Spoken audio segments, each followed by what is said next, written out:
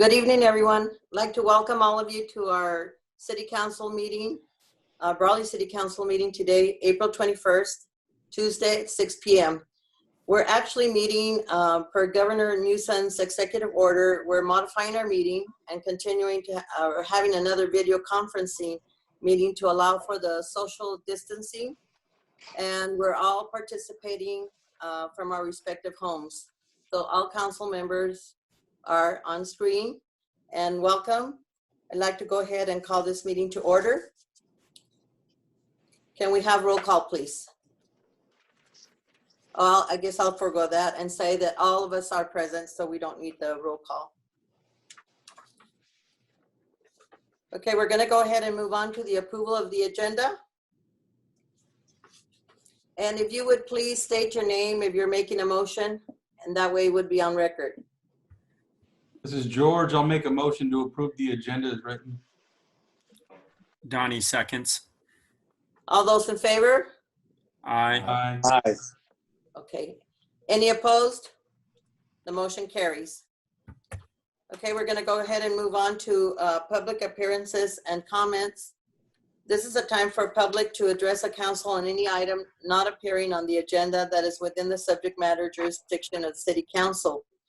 We don't have anyone present there, but we did receive a request in writing from Kathy Sullivan. The letter is regarding the right-of-way issues regarding her property. Mrs. Sullivan, your letter will be part of the record for review by our attorney, by our council, and by the city manager. Thank you. Okay, moving on, we'll go ahead and go no further public comments or input. We'll move on to the consent agenda. I need a motion to approve. This is George. I'll make a motion to approve the consent agenda as written. This is Sam. I'll second. Okay, thank you. All those in favor? Aye. Aye. Any opposed? Motion carries. Okay, we're going to go ahead and move on to regular business, item 4 on our agenda. Discussion and potential action to review and accept the audited statements for the city of Brawley. Or were we going to move that to out of order, Rosanna? Or we are prepared to begin with that presentation today, but as you wish, we can modify. I'm thinking that it might be better to modify that and go to item 4B. Okay. Okay, we're going to go ahead and make a change on our agenda and go to item 4B, which is an update on the City of Brawley declaration of local emergency as a result of COVID-19 pandemic. And I'd like to welcome and introduce a very special guest that agreed to come and do a presentation for us or an update today, Mr. Larry Lewis, CEO for Pioneer Memorial Hospital here in Brawley. Is Mr. Lewis present? We have him in the waiting room, and we are introducing him to the site now. Welcome, Mr. Lewis. Welcome. How you doing? Good, good. We asked you here today, Mr. Lewis, to for you to provide us with an update on the COVID-19 situation here in Brawley as related to your organization of the Pioneer Memorial Hospital. And we appreciate your attendance here today very much. I appreciate being invited. Thank you. Tell me how you'd like to start. I can just start through my update if you like. That would be fine. And then if you don't mind, if the council has any questions for you after that, we won't interrupt you. We'll wait until after you're done. And it's okay with me if you do interrupt, but let me just get started then. Okay, thank you. I think most people are aware that with all of the changes in the shelter in and the precautions everyone's been taking, they've noticed the restricted number of entrances both at our clinic and our hospital. So now there's only 2 places to come in and out for the public, but all people are screened in those front entrances for temperature and history of cough, etc., to determine whether or not they are a concern for potential COVID. In those instances where they do meet those screening criteria, they are escorted around the outside to the rear of the emergency room where there are tents that can host them while further examinations are completed, and then determine exactly where they're going to go. So in any case, there are opportunities there to test. Currently, we are getting our tests done through Quest, like most of the other parts of the county. There's about a 24, maybe 48 on some cases, turnaround time. And so they're held in precautionary measures until it's confirmed one way or another. If they're exhibiting symptoms of any kind, whether they're intensive care or whether they're med-surg type symptoms, they are brought into the hospital in isolation rooms with negative air pressure, just to be cautious. Those that are confirmed remain in those negative air isolation precautions, and all of the appropriate protective gear is applied in those situations. Those that don't exhibit symptoms are returned home with some guidance on when they should recontact if they begin to exhibit symptoms. So then we can bring them in and care for them, whatever those conditions are. The Can I PPE stop you there for one question? Mr. Absolutely. Lewis?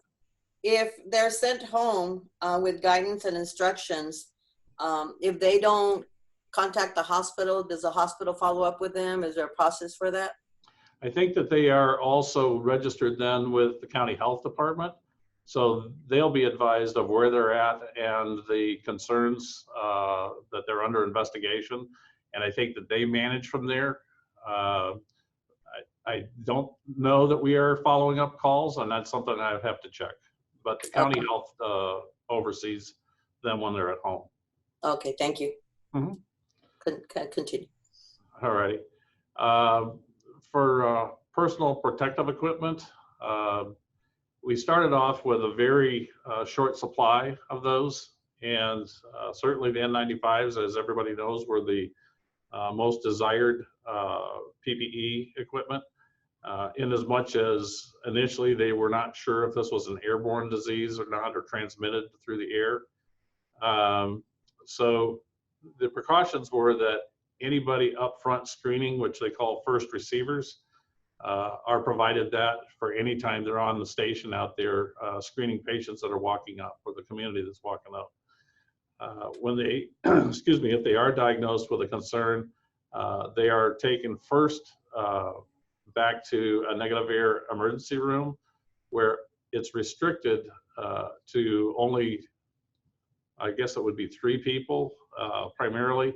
It would be the nurse, the physician, and sometimes the tech or the aide that are allowed in and out of the room, and that conserves our most sensitive equipment for those that are directly caring for those patients, whether they're under investigation or confirmed.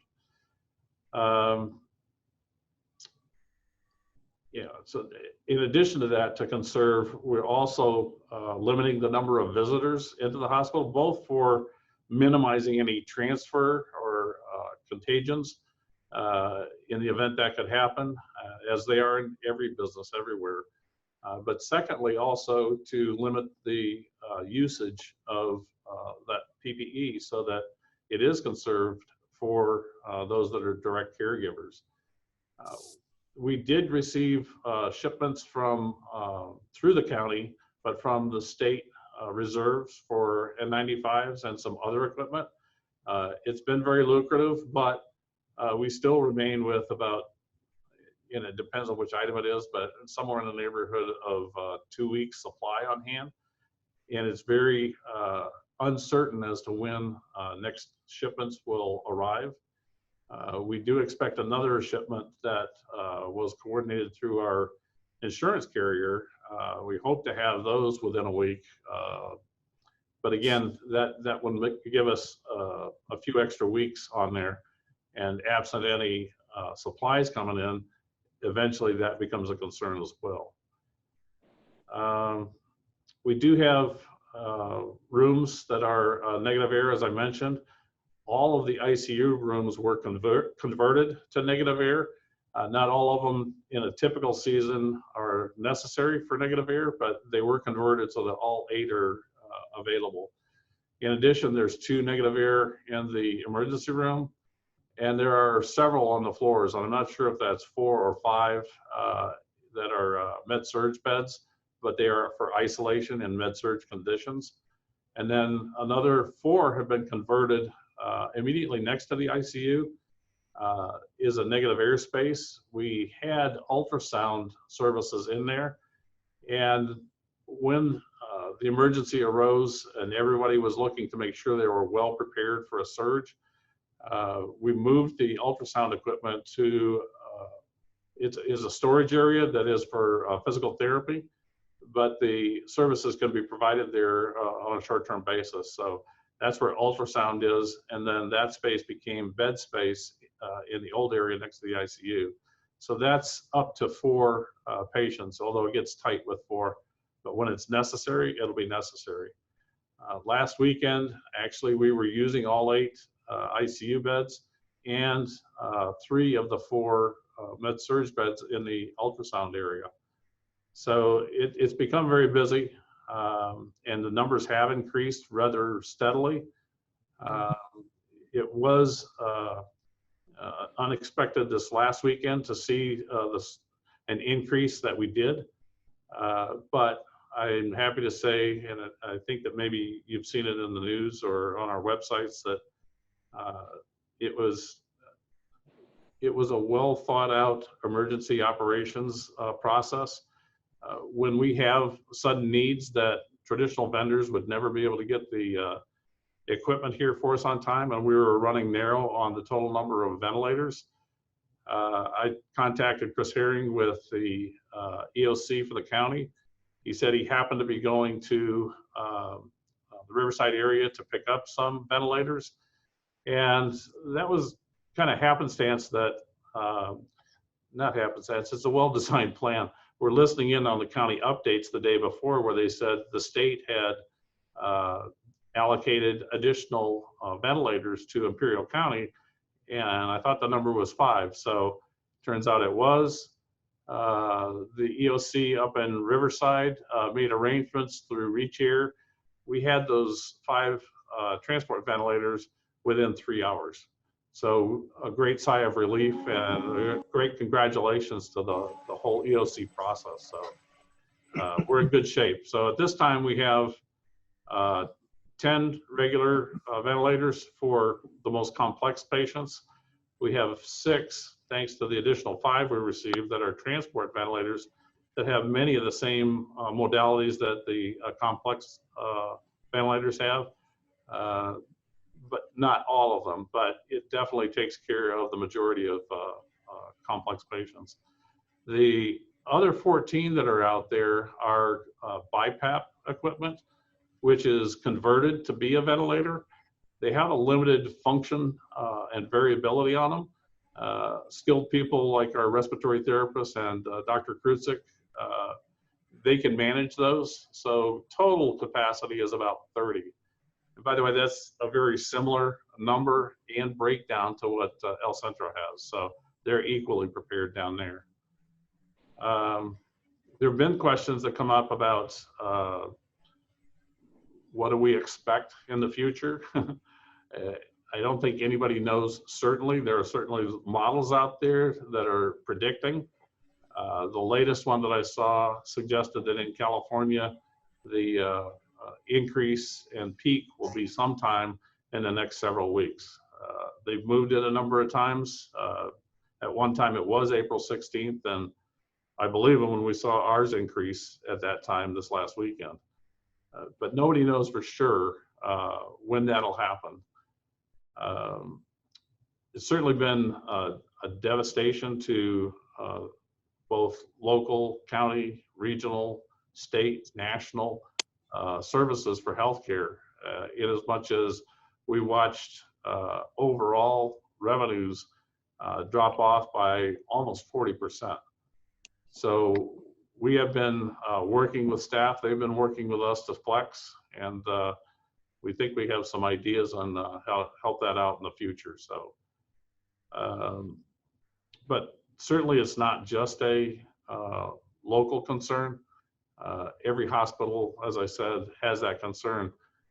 I do sit on the executive board for the California Hospital Association, and they've advised us that in California, the impact to losses on California hospitals is already at $13 billion. We did see yeah, I know, it's a staggering number, as it is for every business. We did see some funds, significant funds, show up in our bank account a little over a week ago. If you recall, the CARES Act included some money for hospitals. I think overall there was $100 billion to be distributed. 30 billion did get distributed in the first round across the country. That was enough to put a couple of $1 million in our bank.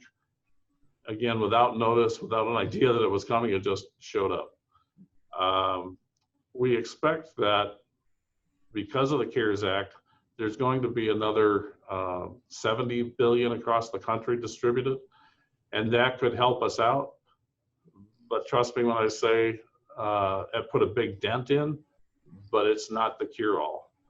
We're going to have to make sure that we're doing both the CARES Act money.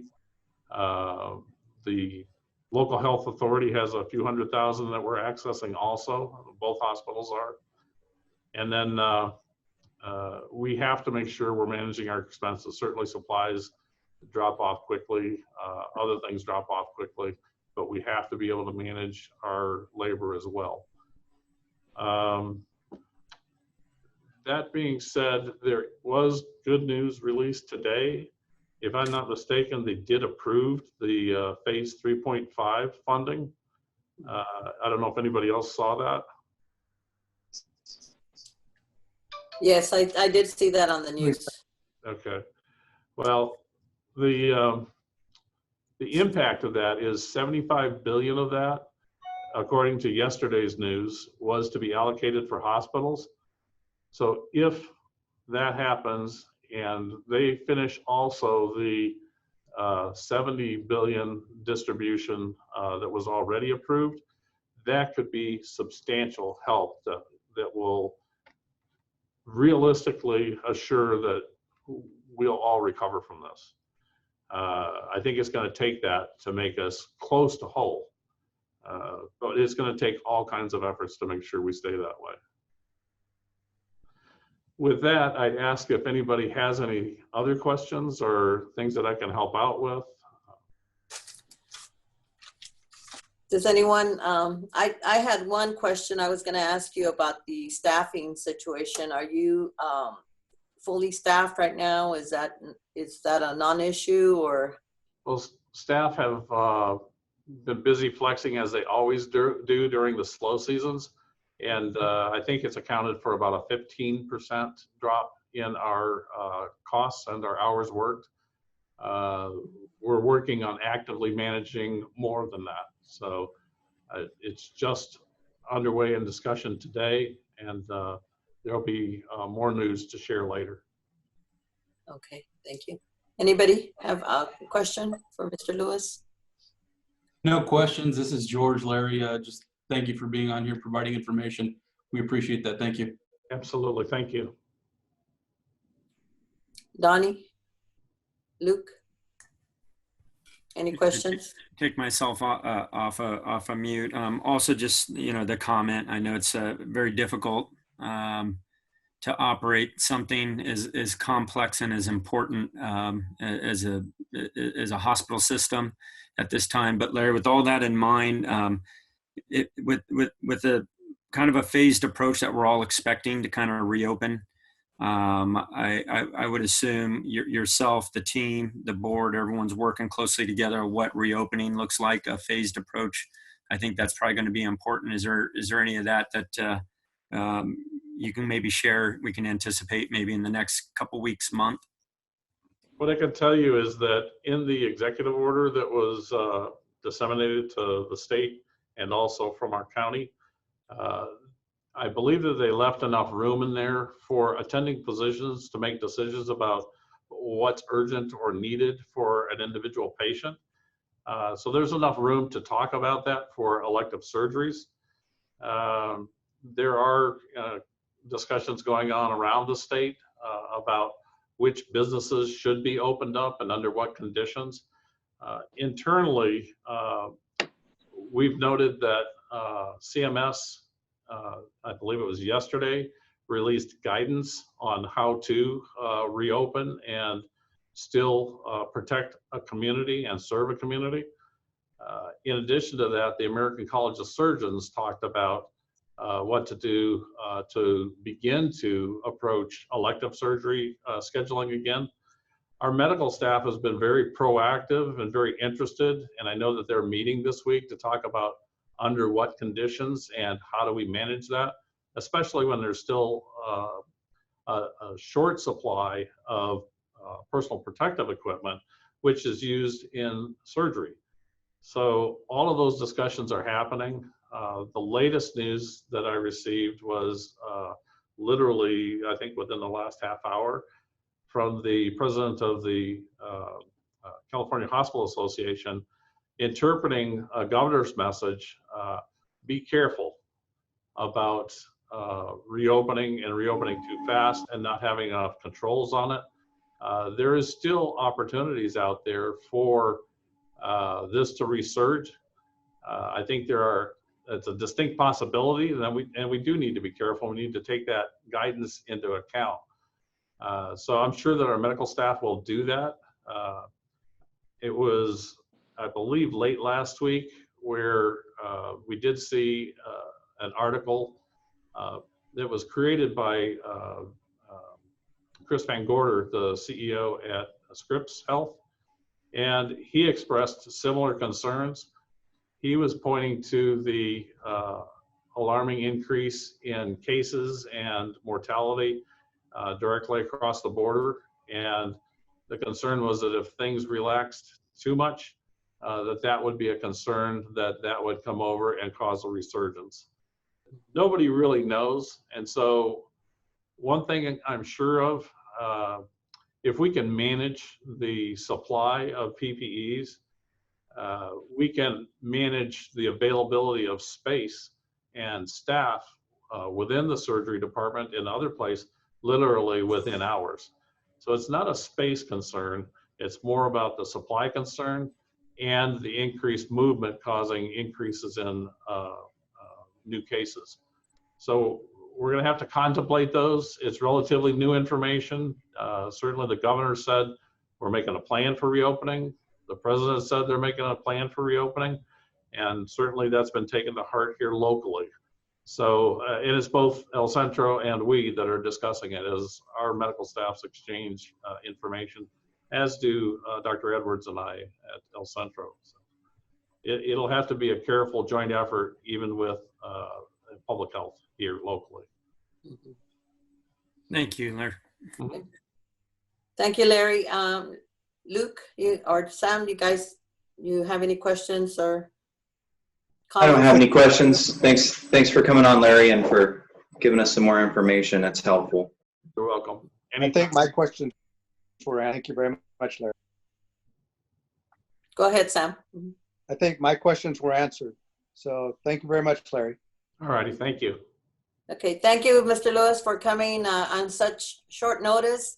It's very information that we really appreciate you sharing with us. I know the community is curious about what's happening, and so this helps us answer some of the questions from our citizens that call us and want to know what's happening. So thank you again for your hard work, and thank all your staff, and we couldn't do it without you. Thank you, and it's mutual. It's a great partnership with the community. I might make one more comment about testing that's out there. Yes. We've seen it was a great service provided by Dr. Bo's group last week. We also approached Quest, and we did receive some additional test kits so that we could test more people. But it's one of those that's in short supply today. And we're told that the increase in testing capacity will be, it's near distribution in all areas, but it's just not there yet. El Centro did receive a piece of equipment for rapid testing within, short of an hour. I think it's like a 15-minute test turnaround, but they did not receive the supplies adequate to start testing. But in as much as it came from public health, they reached out to us. Labs talked to each other and mutually agreed that that's to be shared in the county. So we all have access to that when all of the supplies become available. So that could greatly improve space concerns, because there's generally as many people under investigation waiting for a diagnosis as there are positively diagnosed. So. Well, that's good news, because that's another issue that's been on the news almost every day when you turn the TV on, talking about the tests and whether they're available or not. So yeah, that's good news. Thank you. All right. Thank you again. Thank you. All right. Okay, anything comes up, we're here to help All right, you. same. Any questions, feel free. All right. Okay, Thank thanks. Thanks, Larry.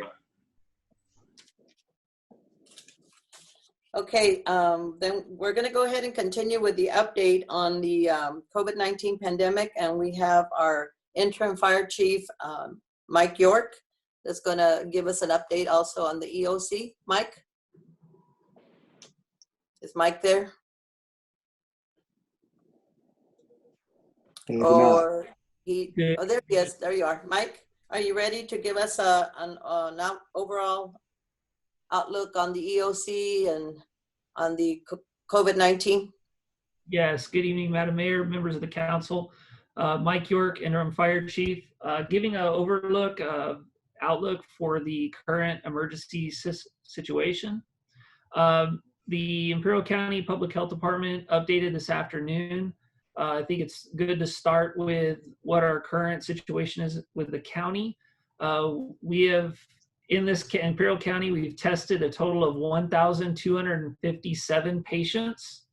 Of that number, we have had 195 positive cases. 131 remain active, 59 have recovered, and unfortunately today they posted a 5th death related to COVID. In light of those numbers, there's been constant discussion. Our Raleigh Emergency Operations Center remains open. We're staffing it virtually with key personnel available by phone and email. We have alternates have been designated. We are in daily communication and cooperation with the county EOC and the various local entities that we interface with. To echo what Mr. Lewis said, a lot of what we are doing is reactive to the situation as the situation develops, but we're trying everything that we can, both within the city and in the county, to be proactive, to develop plans to mitigate future events related to COVID. We do not have a definitive timeline, but there has been constant updates regarding community-wide testing. It is planned for the near future. Environmental health, county public health, both of our hospitals, along with various private entities, are planning to participate so we can increase the testing, the number of people that we can get tests and find out what our true infection rates are. And other than that, within our city, the goal of the city departments, each individual department within the city, has been to preserve the services to the best extent possible in relation to all of the federal, state, and local guidelines that have come through, preserving our public health while protecting our employees' health so we can continue providing those services. Could spend a lot of time with each individual department's actions, but broadly, those actions have been beyond doing the day-to-day work amidst those guidelines, but acquiring and providing the personnel protective equipment, the PPE for our workers as appropriate. So N95s for police and fire, surgical masks for the people we come in contact with, as well as getting our personnel the face coverings that serve as source control that have been recommended for the public. A lot of new cleaning and disinfecting procedures across all city departments. And then, of course, creating and streamlining procedures for interfacing with the public in those areas where we still have to have public interaction, and we want to make sure that we're doing that safely.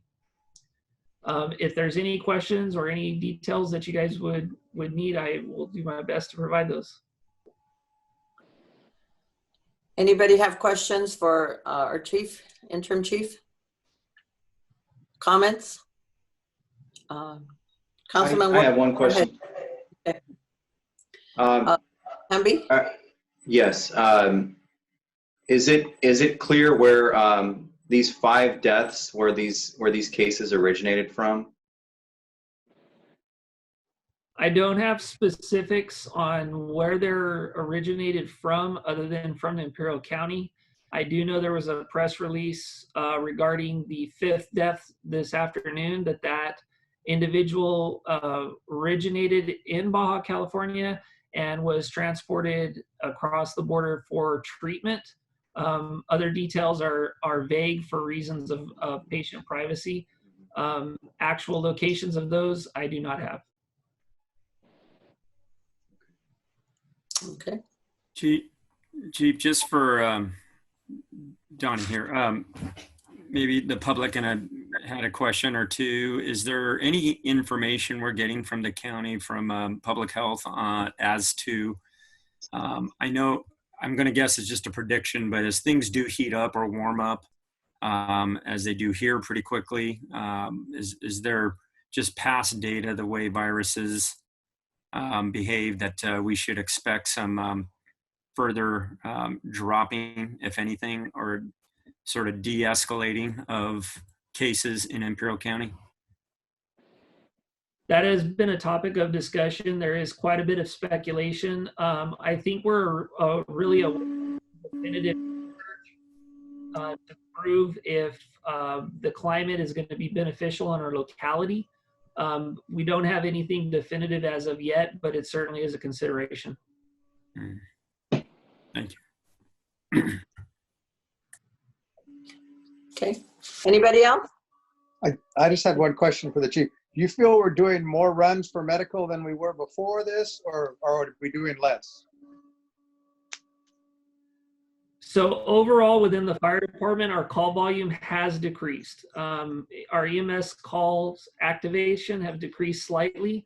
And then we have also implemented some new procedures and policies regarding our response that have been approved in a temporary manner, so that our fire personnel that used to run on every single medical aid, we're still responding to make sure that we get on this, but we may not be making patient contact in the same numbers that we have before. And that's caused a further decrease in the number of calls that we're running. Okay. Okay. No other questions for our chief. Then thank you very much, Chief Mike York. We appreciate your coming and reporting on this, and thank you for a great job, you and the staff. Thank you. Thanks, Mike. Okay, we'll go ahead and move on. I'd like to go ahead and have Finance Director Tyler Salcido will be providing us with a report on the financial impacts as a result of COVID-19. And you have some backup material, and I believe they're gonna post it. Are you gonna post the spreadsheets? Yeah, I'm gonna share my screen, and so while I work my way through this, as we move through the slide deck, please feel free to interrupt anytime with any questions that you might have. Can you see the screen? Yes. Slide deck? Yes, we can. Thank you. Okay, so I'll just dive right into it. Let's see here. If I can get it to move forward. Let's see, Amando said do slide show. Okay, all right, here we go. So how does COVID-19, the pandemic, differ from other past economic downturns that we had? Well, for one thing, it's been more immediate with the economic and social impacts, with the shelter at home and essential businesses only being able to operate. Literally overnight, the economy was brought to a virtual standstill. Unemployment has surpassed the last recession and in less time. There's reports out there that 9 out of every 10 Americans are either out of work or laid off. There's been 2.8 Californians have filed unemployment applications since March 14. Excuse me. To put this into perspective, during the whole period of the 2008 Great Recession, there was just a total of 2.5 million claims in California. A little bit of good news. Currently, we have stronger protections for local revenues. Cities are less dependent on state funds, with the exception of local streets and local streets and road funds, which we will get into later on this presentation. What this basically is saying is what wasn't protected has already been taken by the state. For example, RDA monies. So there isn't a strong possibility of the state coming in and trying to procure more funds from local agencies to balance their budget. Let's see here. So this slide, this slide shows the general revenue funds, sources for F9 2019-2020, the budgeted amounts of $12.77 million. That $12.77 million is excluding LAMs, funding, interfund transfers, and allocations. As you can see, the vast majority of the general revenue fund source is taxes. Taxes make up about $10.2 million, and charges for services are an additional $1.9 million of the $12.77. Together, those represent 95% of the general fund revenue sources. Next slide, from the previous slide of the $10.2 million general fund tax revenues, again budgeted. It's broken down here on this slide. Property tax is $4.3 million, sales tax $2.6 million, and utility user tax is $1.9 million. These are budgeted tax revenues. Again, I'd like to note, this makes up 86% of our total general fund tax revenue. So from here on these next slides, we dive into some projected fiscal impacts relating to the COVID-19 pandemic. Prior to the pandemic, the overall general fund revenues, we were trending to meet or exceed the budgeted amounts. That was some good news. I was hoping to present to you all down the road here. Sales tax, for example, revenues were on pace to hit $2.7 million. But so how does COVID affect these the sales tax revenue?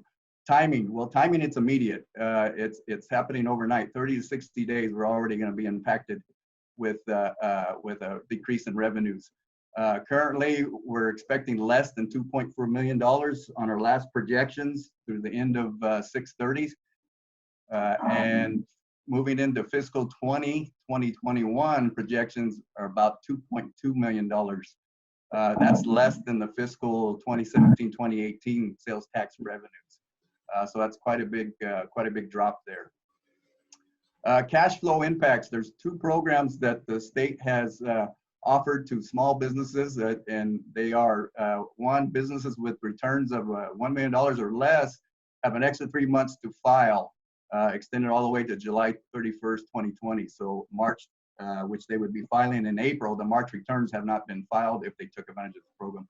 And the other program is a 12-month interest-free $50,000 deferral, which means the businesses, if they collected any sales tax up to $50,000, they do not have to send in to the state for 12 months, and it's all interest-free. Together, if every single business in Brawley took advantage of this, the impact would be to cash flow about $450,000. Indicators, what are we watching to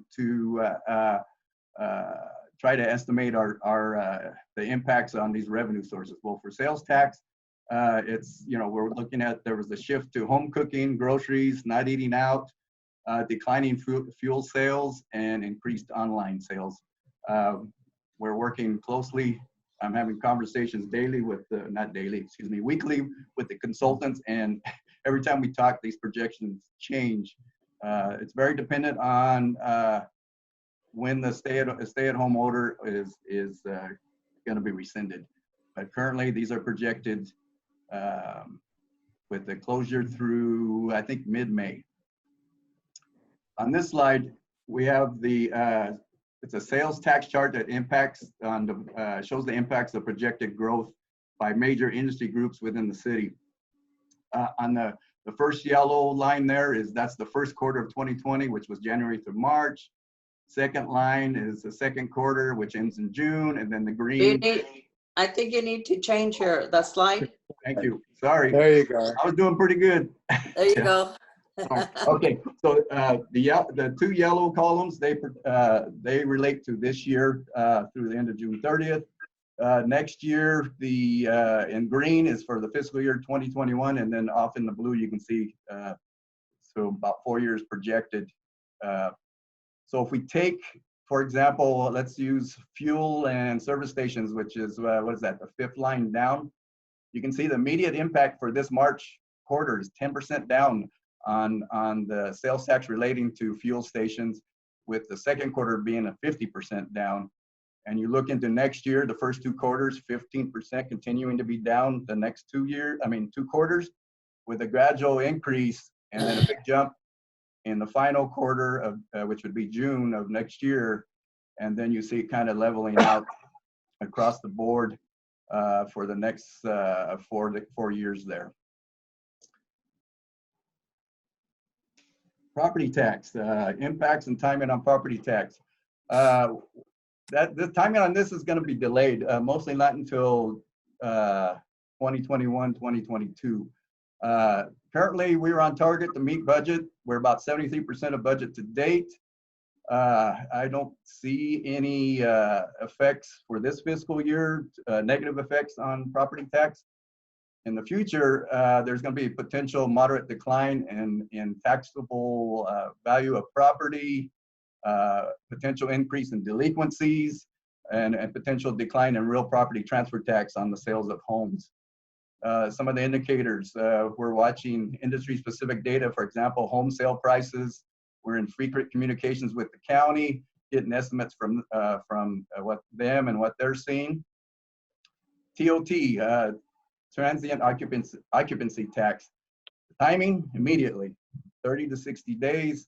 Statewide, as you can see, it's 80 to 90% decline in the current quarter. Places that rely on heavy tourism are really going to be hurting with this tax here. Locally, if we use an estimated 50% reduction in the current quarter, that's going to amount to about $50,000. Indicators would be, travel, social distancing restrictions, etc. Okay. Okay, here we go with the local streets and road funding. This is the highway users tax account, road maintenance and rehabilitation account, HUDA and RMRA. Revenues for this are from state per gallon fuel taxes and vehicle registrations. So it's tied to fuel consumption and vehicle values, not to the fuel price. So if there's a decrease in the amount of fuel being used, then this tax will decrease. Currently, this fiscal year, we have budgeted amounts of about $730,000 for HUDA and $451,000 for the RMRA, which is between the two is anywhere from 73 to 75% of the current budget. Our estimated funding reductions are beginning immediately with the May allocation. The current estimates for HUDA is anywhere from $98,000 to about $200,000 reduction. And with the repairs and maintenance, road maintenance and repair account, we're looking anywhere from 50 to 100K. In May, there's going to be a new estimate coming from the governor's office with their May budget revision. We'll have more concrete figures, I believe, and I also believe that they possibly would need to, we were going to need to downgrade these revenues once that revised budget is released. Other COVID-19 impacts. So to date, what have we spent? Expenditures to date have been about almost $64,000, of which police and fire overtime is about $20,000. All other departments' wages about $32,000, and supplies and services about $11,000. As of now, the only known reimbursable COVID-related expenditure is for public safety overtime as it relates to small local agencies less than 500,000 population. Of that, FEMA's reimburse us 75%, and Cal OES about 18.75%, 18.75, with leaving a local match for the city of about 6.25% on the police and fire overtime. CalPERS investment losses, it's going to create larger unfunded accrued liabilities. The CalPERS pension returns, they were clipping along before the pandemic, just like the rest of the stock market. We're doing pretty well. But that by the end of March, CalPERS has lost approximately $69 billion in money in the investment fund. For the final returns for the current fiscal year for June 30 will be released sometime in July. At that time, we'll have a better idea of what the effects on the UAL is going to be. Currently, we're projecting annually a potential UAL increase of about $1 million to anywhere to $2 million plus of additional UAL expenditures. Cash flow, again, with the reductions in the collections of, say, utility billing, business license, and business loans, that's going to impact cash flow. The longer businesses aren't operating, tougher it is for everybody, for the businesses and for the city.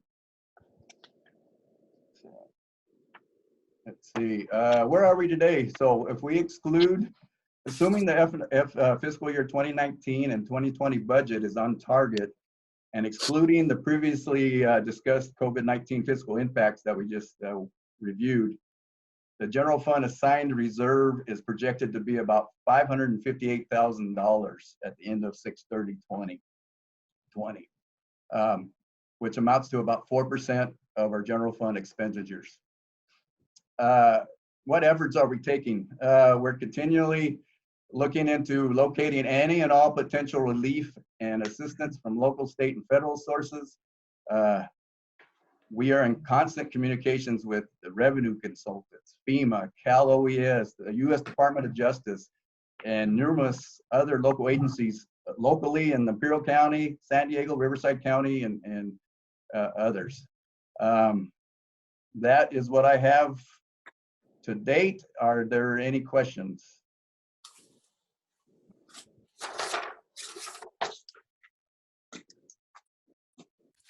This is George. I don't have any questions, Tyler, but thank you for the information. It's as expected. I mean, we know that spending is down considerably. People are unemployed, and so it's no surprise. Things are projected to see some declines, and in this instance, significant. So thank you for the information. Yeah, if I would quick and may add, there was another deal today at the federal level. I'm not up to speed totally on it yet, but from what I understand, it's targeting small businesses, hospitals, and testing. From what I've seen, what is not in it is any help for agencies under the 500,000 population. So that, for whatever reason, that I don't believe that made it into this bill that passed today. Yeah. This is Donnie. Thank you, Tyler. I'm just going to add a comment to that presentation. I think at the end of the day, this is going to become something that between staff and the council is going to require some political might. The support's going to have to come from the feds, going to have to come through the state. And clearly we were left out with the last CARES Act stimulus package, some of which obviously we heard Larry talk about.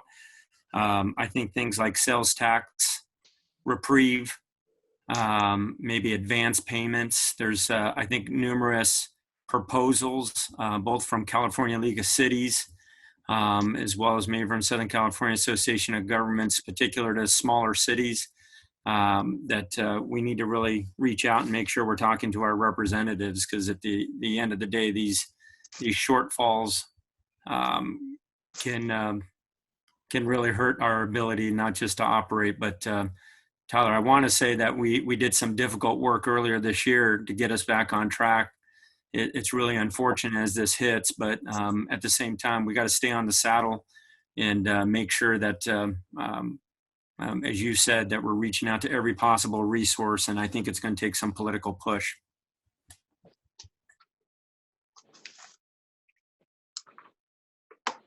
Yeah, I just want to say thank you, Tyler, for the presentation.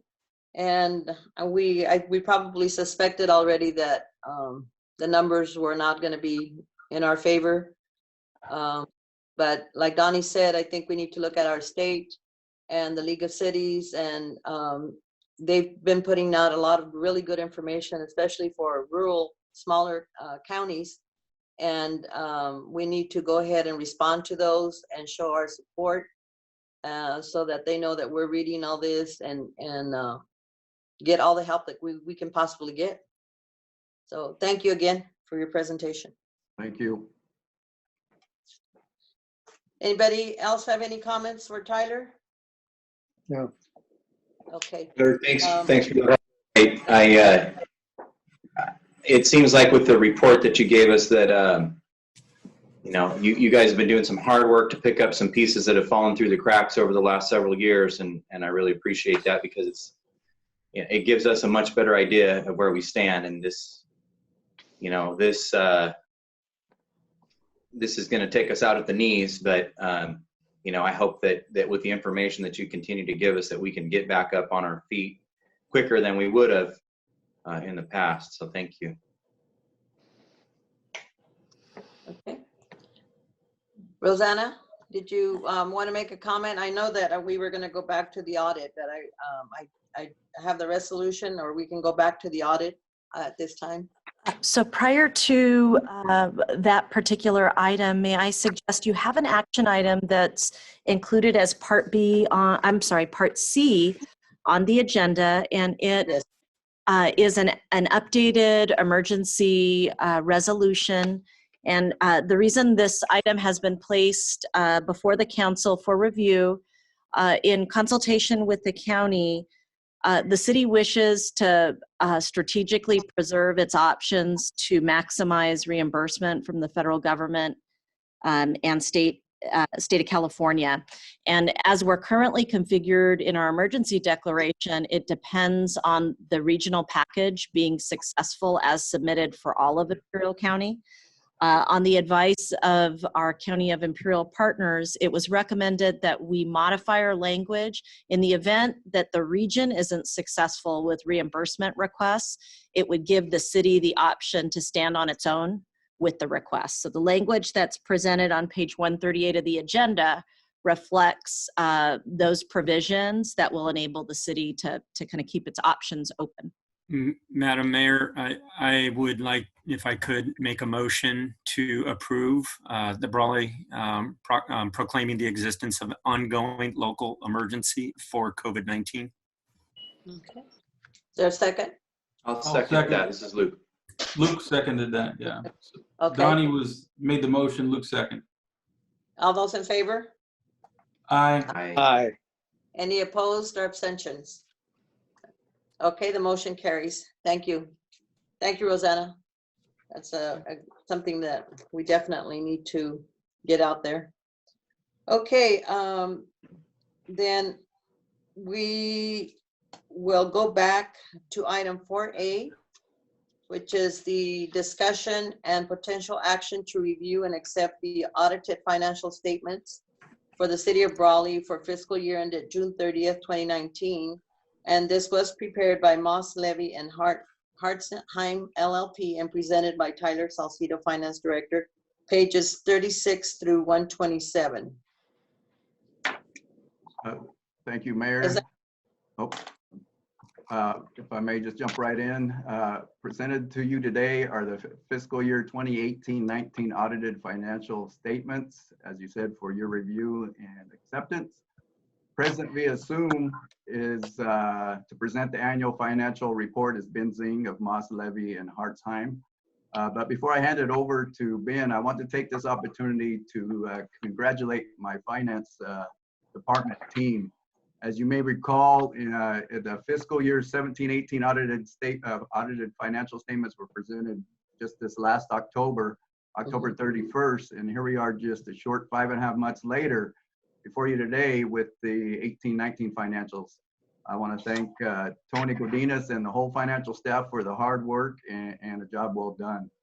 And as they say, if you aren't pushing forward, you're falling behind, right? So the goal for the next audit completion for fiscal year 19-20, we're shooting to get that to you for your approval no later than December of 2020, December of this year. So with that, hopefully Ben's on the line. Thank you for waiting, and Ben, you have the floor. Yeah, thank you, Tyler. I was gonna say the same thing. You stole my thunder. I was just gonna thank yourself and Tony and everybody that was involved. I mean, it was a tremendous effort to get this all done in the time period required. So just want to thank everyone. Okay. So good evening, members of the council, mayor. My name is Ben Zhang from Moss Levy and Hartzheim, and I was the audit manager for the fiscal year 18-19 financial audit. And I am here to present the results of the fiscal year 18-19 audit, as well as to cover some financial highlights for the fiscal year. If anybody has any questions about the report as I'm going along, please feel free to stop me at any time. But if you have any detailed questions about figures and accounts, those will probably have to be fielded to myself or Tyler to be responded to at a later time. And you can get my contact information directly from him. And I'll start by saying that our opinion on the report itself was unmodified. It's the highest opinion that auditors can give financial statements. This is something that's commonly known as a clean opinion. So with that being said, I'll go over some financial highlights for the year, as well as some new accounting pronouncements and some outlook on the future periods. On the government-wide statement of net position, so this includes the government as a whole, including GASB 34, long-term assets, liabilities. Governmental activities, the assets exceeded the liabilities by approximately 29 million. This is a decrease of 890,000 when compared to the prior fiscal year. This decrease, while not ideal, is significantly lower than the prior year decrease, which was 4.2 million. And this is due to increasing revenues and decreases in expenditures across the board. For business type activities, this includes water, wastewater, and the airport, solid waste. Assets exceeded liability by approximately 67 million. And that's a sizable increase of 4.2 million over the prior fiscal year. This increase was primarily due to increases in charges for services, as well as decreases in operating expenditures. So that's excellent. General fund balance has increased by 250,000 in the current fiscal year to 981,000. 923,000 of that is unassigned, so free to be utilized for general services. The general fund reserve ratio, however, is only 5.8%. So how we calculate that number is by taking the total unassigned fund balance and dividing it by the total operating expenditure for the general fund for one fiscal year. And so this is not ideal and, in my opinion, not adequate when compared to other governmental units. And to put it into perspective, that means the city can operate only 21 days on reserves alone, so less than a month. This ratio remains largely the same as the prior fiscal year when you don't take the additional funding of CalPERS in the prior fiscal year into account. Total governmental expenditures have remained largely the same again, well, when you don't take the additional CalPERS payments that were made in the prior fiscal year, then those funds came from the issuance of the pension obligation bond proceeds and not other revenues.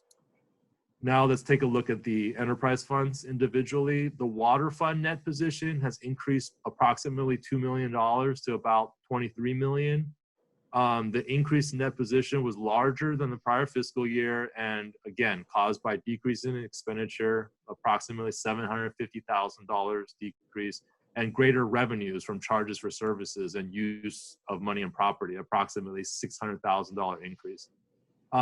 Portions of these changes could be related to adjustments of costs related to pension, to the net pension liability. So not all of this is actual operating costs. In the wastewater fund, net position also increased by $2.6 million to approximately $37 million.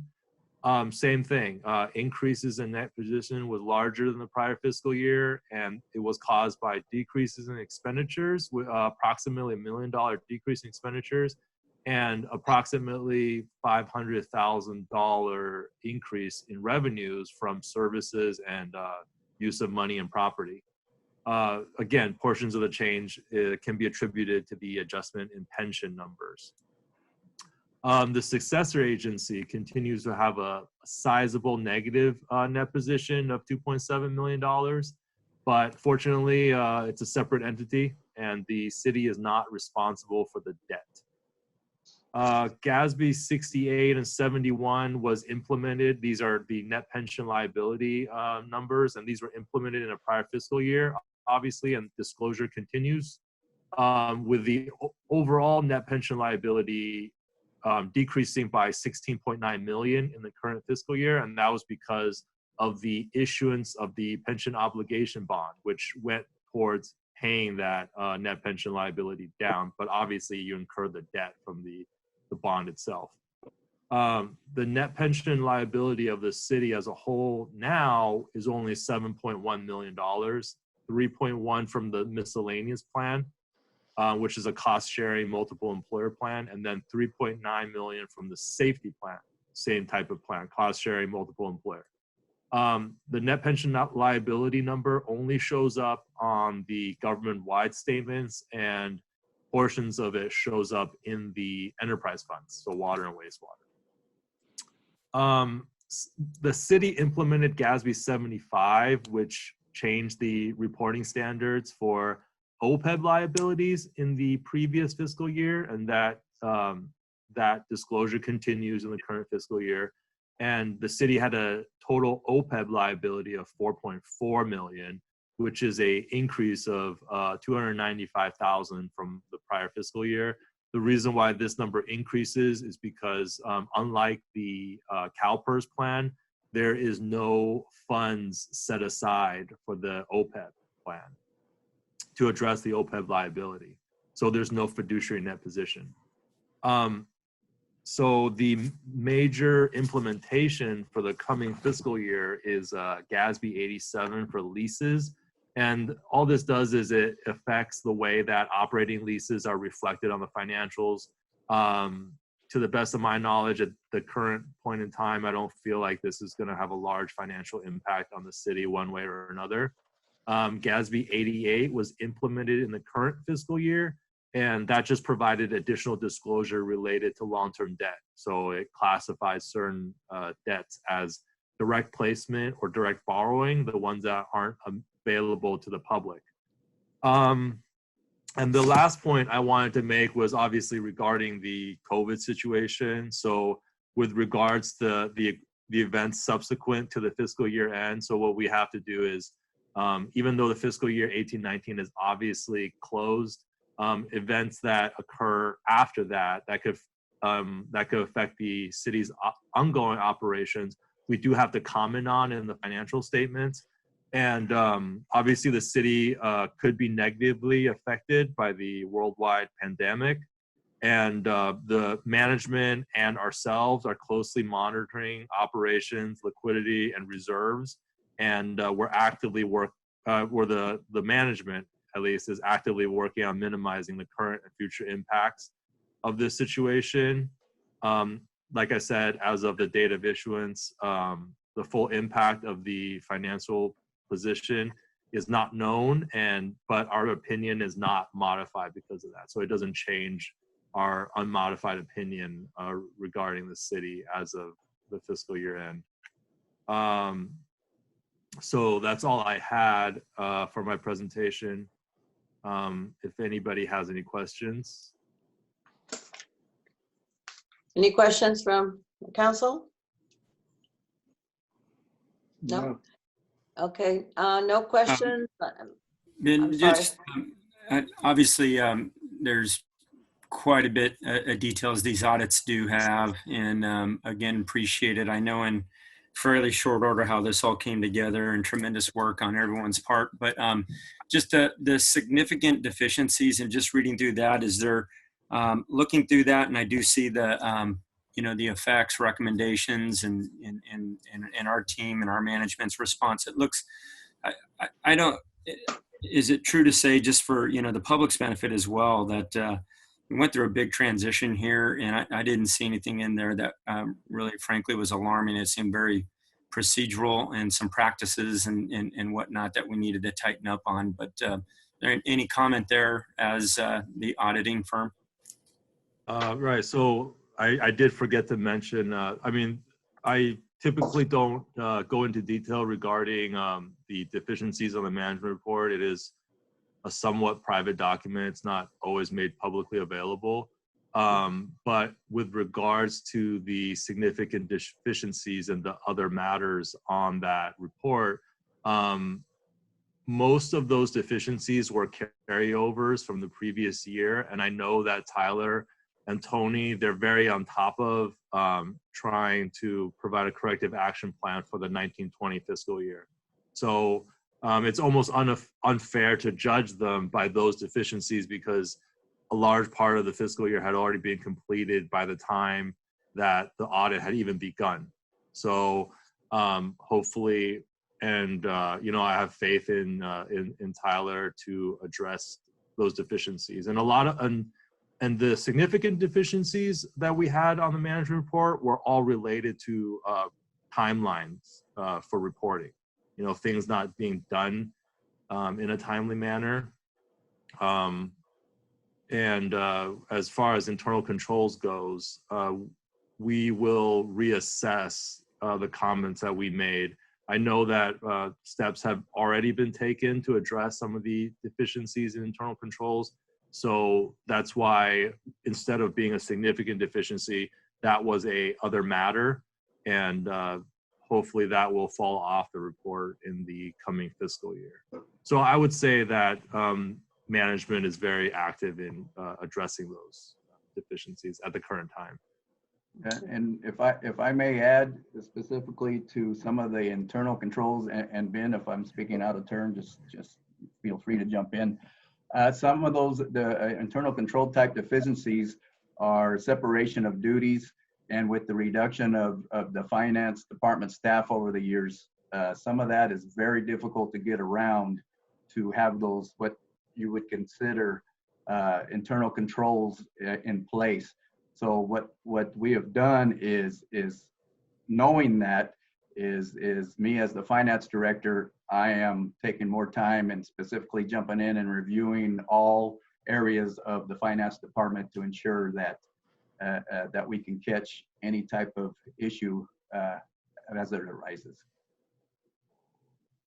Right. So there has to be a cost-benefit ratio analysis performed at a certain point when it comes to a city of Brawley size. I mean, unfortunately, a lot of the regulations and controls that are required of a municipality, it's a one-size-fits-all solution. So, when you're talking about the city of LA and the city of Raleigh, a lot of those standards are the same. You have to have, one person is supposed to take money to the bank, one person is supposed to cut checks, one person is supposed to sign those checks. The person that distributes the check has to be different than the person that's running the checks. The person that has access to the check stock has to be different than the person that's, opening the mail in the morning. So there's these internal control requirements are the same for a city of 11 million as it is for a city of a couple 100,000.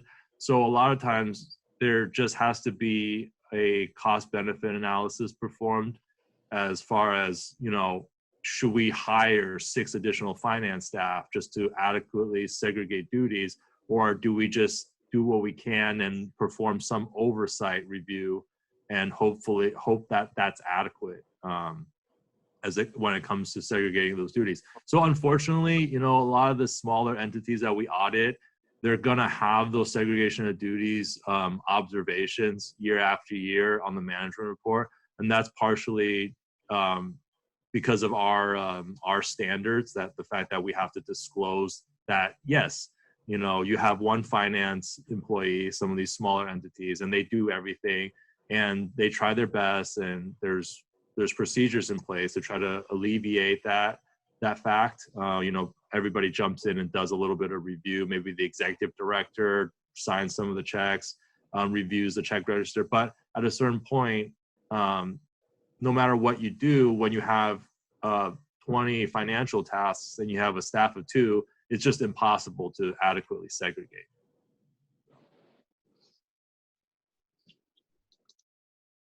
Thank Okay, you. well, I think you gave us a very thorough report, and I'm glad that the findings was discussed, because it is important. And we realize that a lot of things, like you mentioned, came from the prior year, but as it's our responsibility to ensure that everything is done like it's supposed to be done. And I think it's something worth following up with our staff to make sure that the adequate oversight is there if we can't have separation of duties like you indicated, because when you're dealing with finances, it's just one of those things that we have to stay on top of. So thank you so much for the report. I think it was a great report, and like I said, we'll follow up with Tyler on any of those findings just to make sure that they're addressed in the future, and that we don't have any issues with any of that. And thank you very much, Mr. Zhang. And thank you, And Tyler.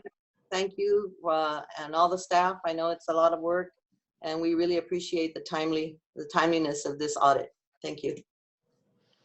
Thank you to Ben, and again, thank you to Tony and staff for getting this all done. Make sure you thank all of them for us. Yes, thank you. Will do. Okay. Commissioner Howdy, this particular item is couched as a action item.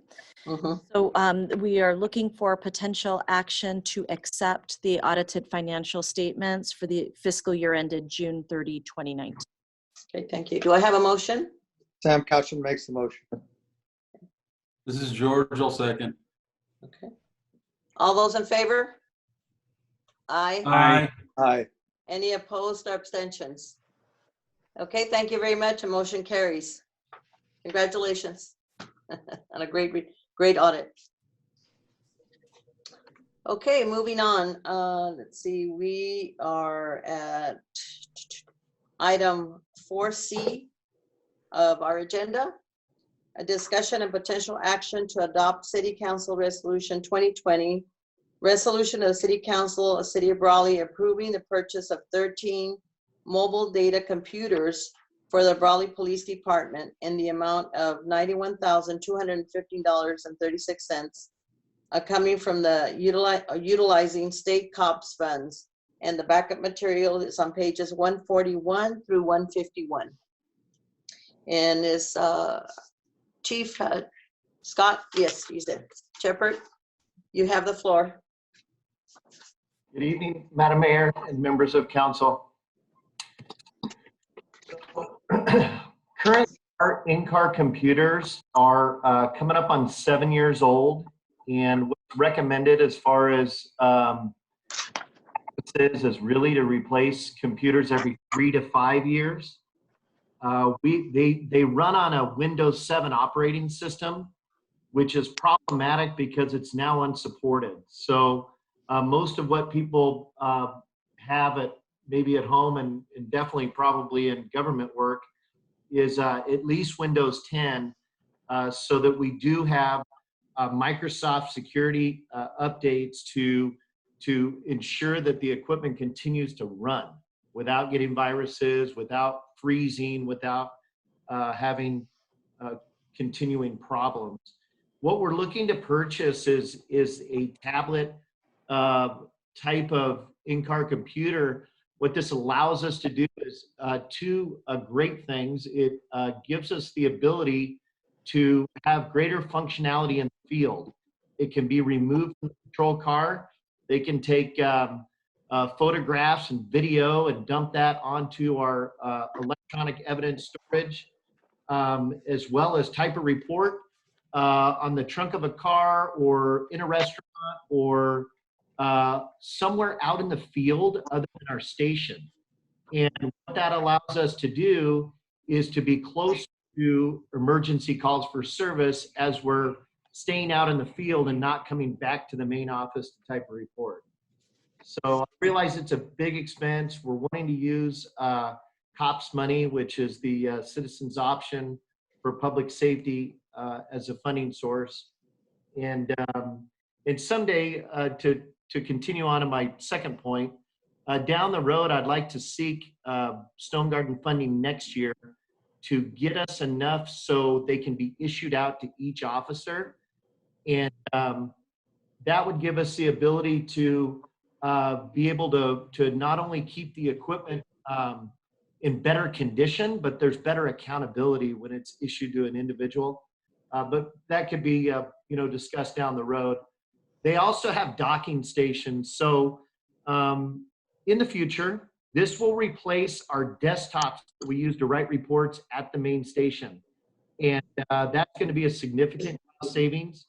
And it is, in my opinion, clearly the way to go. We tested out, these are called GTAC. They're used by a number of agencies in Riverside County, LA County, Orange County, and San Bernardino County, including a couple of those sheriff's departments that have literally thousands of them. And we've gotten great recommendations back. We've also tested out the Panasonic and looked into getting Dell. So we've done a bunch of legwork prior to my arrival back in 2019, and we feel this is our best option. Okay. Anyone have any questions regarding the itemized quotes or anything? No, our chief. Okay, if not, I'll entertain a motion. So there's only one other thing of note I would ask. So Airwaves came in, our local vendor came in obviously the lowest price for installation at $17,000, but they're really close to the lowest price for the purchase of the equipment. The reason why he was more is that other vendor is it's either LA or Riverside, I don't recall, but their taxes aren't as much. At least that's what I'm being told. So it's the difference in the quote's 200. We would be much better served to have a local vendor that can support this electronic device. In addition to, this does come with a 5-year warranty. I agree. Local vendor is always good. Chief, thank you for your presentation. Madam Mayor, Donnie will make the motion. I'll make a motion for the replacement of 13 mobile data computers in our patrol vehicles using the state COPS fund. I'll second that. This is Luke. Okay, and that is a motion to approve the resolution to purchase those items. Okay, all those in favor? Aye. Aye. Any opposed or abstentions? Okay, the motion carries. Thank you so much, Chief. Thank you, Madam Mayor. Okay. Well, great. We're done with our regular business, so we'll go ahead and move on to departmental reports. We have item 5A, update on emergency construction project at the Brawley Water Treatment Plant to replace components of 2 sedimentation basins and emergency purchase of sewage pumps for lift station number 1 presented by Public Works Director Guillermo Cias. Good evening, Mayor, members of the council, Guillermo Sillas, Public Works Director. Regarding the status of the water treatment plant sedimentation basin components replacement project, the emergency continues. Last week, the contractor completed the electrical connection of the limit switch, which is a protection system in case of any obstruction or misalignment of the components. Last Friday, April 17, the sedimentation basin was put in operation, and it has been producing water since then. The basin will be tested for a period of 15 days. The troughs are expected to tentatively arrive by the end of this month of April. They are the last component to be installed in the basin to consider it completed. So once they complete this basin, they will move forward with the second one. I'm not sure if it's visible. This is a picture of the basin empty. As you can see, there's some chains, flights, gears here. Those are the moving parts that are dragging the bars at the bottom of the basin, which is these bars that were installed as part of this project that removed the sedimentation.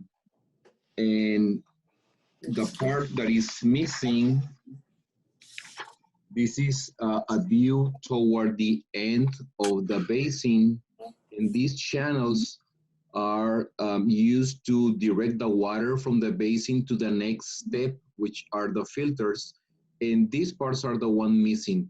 But the existing or the plan, the basin can operate with this existing in the meantime that they arrive, hopefully by the end of, in a week, by the end of April, beginning of May. But the plan is working with these ones right now. So all the other components were replaced, and we are just waiting to arrive these last ones to be fully completed. Okay. Any questions that you might have? Any questions? Well, it's an ongoing project, but it looks like we're finally almost there, almost at the end, right? Yes. So That's good. correct. Thank you very much for the report, for the update. Anyone else have questions of Guillermo? Okay. Thank you, Guillermo. Sorry to interrupt. The next one, the next project is the status of the lift station #1 pumps replacement project that was recently approved by council. The emergency continues. The city has provided the resolution in purchase order to the contractor last week. They are finalizing the documentation on their side and are beginning to gather the components to build the pump skid. We are still, we will be able to do the install with minimal to no downtime once all the components have arrived to the city. Pretreatment staff is monitoring the lift station daily to ensure no additional major failures are occurring to the pumps. Any questions on the lift station #1, sewage pump station? Any questions or anything? No? Thank you, Guillermo. Thank you. Okay, we're going to move on to item number 5B, update on the emergency replacement of the 3 failing air conditioning units at the Brawley Police Department. And that's to be presented by an interim police chief, Scott Shepard. And Scott, are you still around? Oh, there you are. Okay. You're back on. Yes, Madam Mayor. We have, Tyler's actually working with a contact out of Washington, D.C. We're trying to get approval to be able to use asset forfeiture. And so I don't know if Tyler's on, maybe he can give us an update of what he. There you go. I'm here now. Shoot, I got all undressed, thought I was done. Okay. Had to put my PJs back on. No, just kidding. Yeah, as Scott said, I've been in contact with a gentleman out of Washington, D.C. that works, he's part of the Department of Justice department over there. We're trying to work our way through what they call a NEPA study. It's I forget what it stands for exactly, National Environmental Protection Act or something along that.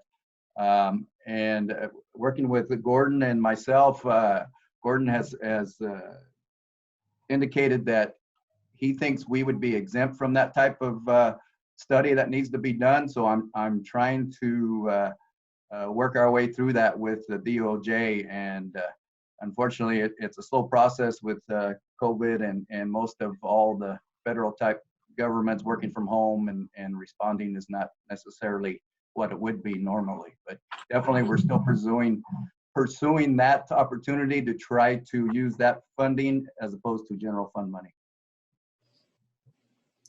Now, if because of the COVID-19 and not staff not being able to either respond or review for approval, if we spend out of the general fund and then later get the, is it possible we could later get the funding and then reimburse the general fund? Transfer the money back? I can't say specifically for sure, but that is definitely a possibility, and we'll definitely find that out when we work with the DOJ. Okay, all right. Hey, thank you, because I mean, we can't wait on the air conditioners. They have to be put in. It's supposed to be what, 90 some degrees, I guess, tomorrow, or? Yeah, it gets warm over there fast. Yes, yes. Okay, thank you very much to both of you for that report. Okay, we're going to move on to informational reports. It's in your backup, the record of building permits for March 2020, prepared by Oscar Escalante, our interim building official. Unless you have any questions, you can review the report, and it's quite a bit of activity still going on in Brawley as far as building permits, so that's a good sign for our city. Anybody have any questions or comments on the report? Okay. Okay, then we'll go ahead and move on to city council member reports. And we'll go ahead and start with Councilman George Nava. George? Just for the sake of time, I'll skip on my report today, but I do want to thank everybody for the help. I was kicked off the call earlier, so my apologies, but thank you all very much. Okay, thank you, George. Councilman Wharton? Yeah, I'll be just brief. I know that many members of the public, and in particular here, just sharing with the citizens of Brawley, I know we're eagerly awaiting to hear more news from our governor. And it does appear that whatever we do, it's going to be obviously a little bit slower phased process. And I would just encourage everyone to help one another every way we can. I mean, I hear constant stories on how that happens, whether it's neighbors, communities, friends and family, and obviously what resources are available.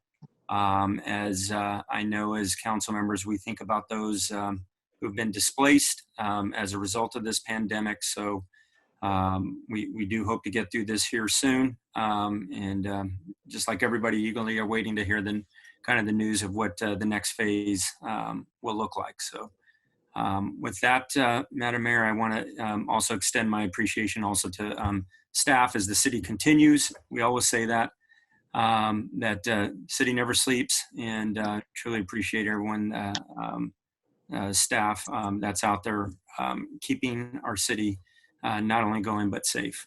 Thank you. Thank you, Councilman Wharton. Councilman Couchman. Yes, only want to say, don't have a whole lot to say because we've all been under, confined in our homes to a large extent.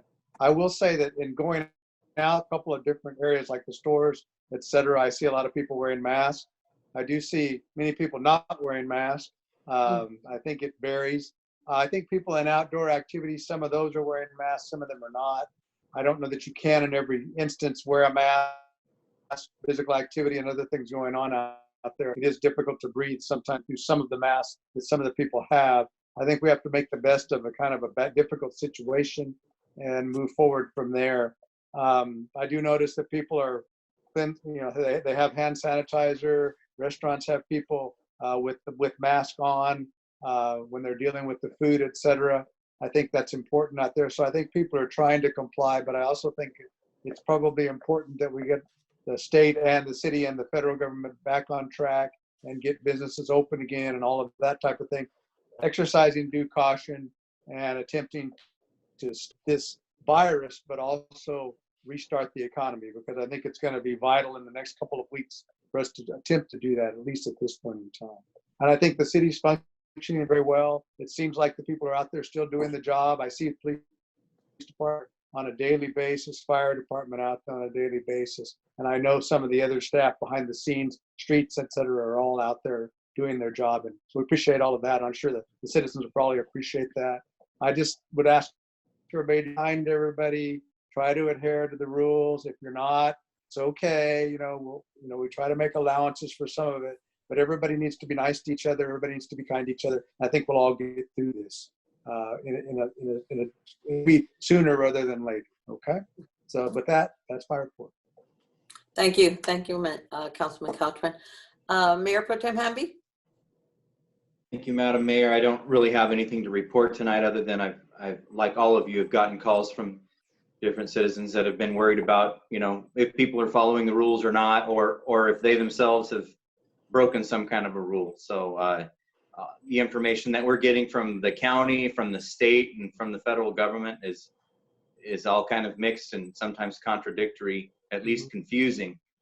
So I do appreciate Rosanna for her guidance on some of those points.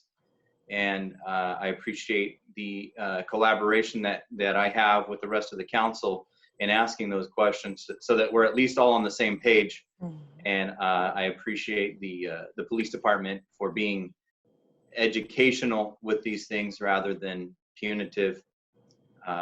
So I appreciate what I'm seeing in Brawley compared to what I'm seeing on the news in some other cities. I think we're doing the best we can with what we have, and that by and large citizens are being they're using common sense. So we are all in this together, and I'm glad for what I'm seeing right now. I hope that we're about at our peak and that we'll start to see a decline in the numbers.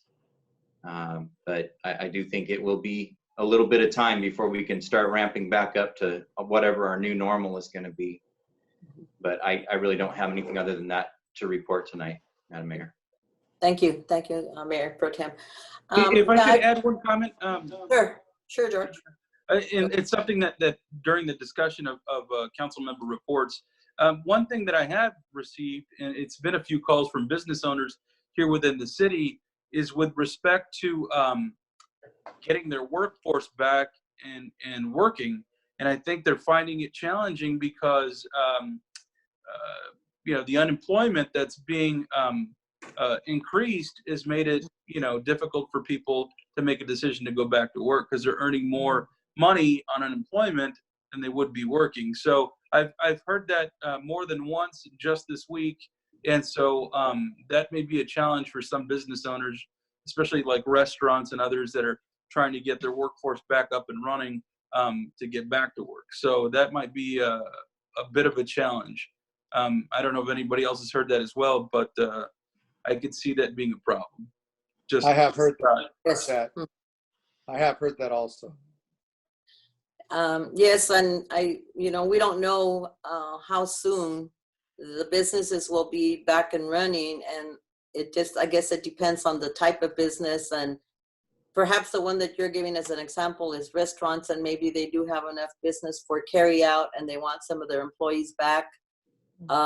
It's going to be a tough one because I've talked to a few people that are in that situation, and some of them legitimately may not go back, not so much because of the money they're getting on unemployment, but because they still have a fear that the virus, they may get the virus or something may happen. So they're kind of apprehensive about going back to work right now. So it's an issue, but I'm not sure. I mean, it is partly possibly because thank God that they have the income to carry them forward right now that they don't have their jobs. But it's going to be a tough one in the meantime until things get back to semi-normal where people are actually doing the job that they were doing before. So I guess all we can do is kind of guide them and provide them with the resources, with information on what they can best, to make the best decisions possible. I'm finding that the social separation is not easy. It's a No. toughie. I find myself, even though I wasn't working full time before, but I did, as we all know, we all got out quite a bit to different business activities, events, and things happening in the community. And so it's that cabin fever is kind of hitting me sometimes. So I'm actually motivating myself to be more active. So you may be seeing me out there walking or running or jogging or doing something more than, I try to stay busy at home, but just being home all the time, it's been a little difficult. So, but I also do want to thank co-counsel for all your help in addressing all these needs and issues and keeping up with all the information. I mean, it's kind of information overload. Some of these messages that we're getting, emails, a lot of them are duplicate messages, but they are important. And I know a lot of them have to do with funding and resources for small businesses and for the city. I mean, there's been a lot of info out there, but unfortunately, it doesn't look like there's anything yet for smaller cities, so like ours. But we just need to keep our eyes on those and see where we might be able to tap into some funding to help us out. And basically just to thank everybody, all the departments, for all their help and keeping the city running and being responsive to the needs of the community. I think that, these are circumstances that hopefully none of us will ever have to go through again. So I know that everybody's doing their best. And my appreciation to everybody and all the citizens out there also. One thing that I did want to mention is about the unemployment is that it was not a secret that I was probably the EDD unemployment insurance guru for many years. So a lot of people are contacting me with questions about unemployment insurance and so forth. So when you work in a particular program for that many years, it's kind of like riding a bike. I do remember a lot of information, so I am able to guide people through the process. So if anybody wants, general information, feel free to tell them to call me. I have gotten quite a few calls already, and I'm here to help. So, okay. And then, so moving on, we'll go to our city manager report. Rosanna? Thank you, Madam Mayor. I do wish to share with the council tonight every assurance that we're in very close communication with the County of Imperial and the Public Health Department. And when there are adjustments to the health order that are published, we'll be prepared to respond accordingly in adjusting the manner in which we locally administer those allowed activities. So we'll keep you abreast of those changes as they become known. As we look to some of our neighboring areas, Riverside County and San Diego County, these discussions are very actively underway, just like they are here. And we do expect that there may be some news to report in the coming days. Wanted to also note that a number of weeks ago, we were advised by our trash hauler, Republic Services, of the need to temporarily delay bulk item pickup to residences. I have been informed that as of next Monday, we'll be able to restore that service, the curbside pickup, to all of our residential customers. So we'll be working to communicate that outward, both via Nixle and the hub. And then last but not least, I do wish to express my thanks to the Imperial Valley Vegetable Growers Association and Kaz Brothers, which is a local downtown business. Both were instrumental in helping the city to gain access to face coverings that we now have available for all of our staff when non-emergency services are being provided. So we were well positioned to deliver face coverings that are city issued as a result of vendor arrangements through these two entities. So my thanks to them for their assistance during a time where getting access to supplies has been a challenge. Okay.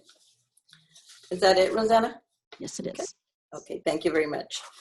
Okay, is our city attorney here to provide a report? Just wait for a close session. Okay, Mr. Smurden is present and he will be assisting us in closed session. Okay, city clerk? She's not attending? Nothing, she is present in our council chambers. She has nothing to report at this time. Okay, thank you. Okay, well, that concludes our agenda. We'll go ahead and adjourn into closed session. Thank you very much, and we'll call in on the other number for, and thank you all, the people out there listening to our meeting. I hope that we have provided good information for you. And again, if there's anything that we can help out with or address any issues, don't hesitate to call any one of us. We're all available. You can either call the city office or call a council member or myself, and more than happy to be of any assistance. Thank you.